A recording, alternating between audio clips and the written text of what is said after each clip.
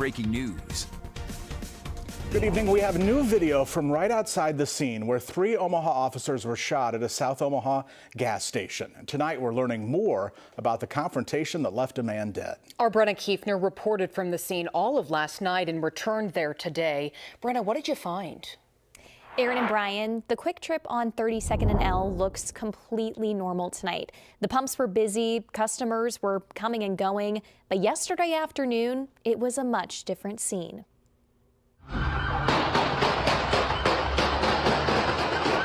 He's asking me if it's AI. I'm like, no, this really happened. The Omaha community is trying to understand what led up to the shooting that injured 3 Omaha police officers and ended with the suspected shooter dead. We spoke to the man who took this now viral video. He says he watched police carry people outside. We were like in South though, and we stopped by, got like Mexican stuff. But my parents live out west, so just a random thing. Very random. It all started hours earlier when police say the same suspect shot a 61-year-old man at a grocery store near 30th and Ames. Officers tracked his vehicle to the gas station a couple of hours later. Police say when they tried to arrest the man in the bathroom, that's when he opened fire, hitting 1 officer. Then they say he came out and fired again, injuring 2 more officers before the police returned fire, killing him. Helping out for a quick trip, 36th and B, officer shot.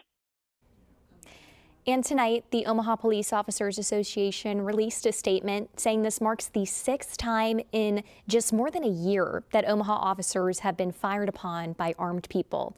They are, quote, extremely grateful the 3 officers are expected to survive.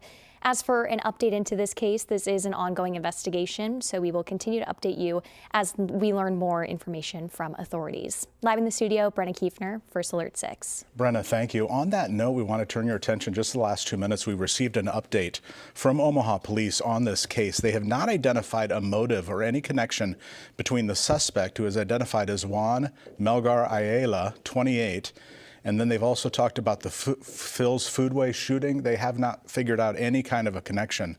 The investigation shows that the 61-year-old had arrived at his grocery store to pick up milk and eggs, and he exited his pickup attempting to grab a random shopping cart when the suspect, who ended up being shot and killed in South Omaha, exited his own vehicle and began firing a handgun, hitting him multiple times. Then he got in his car and continued to drive away.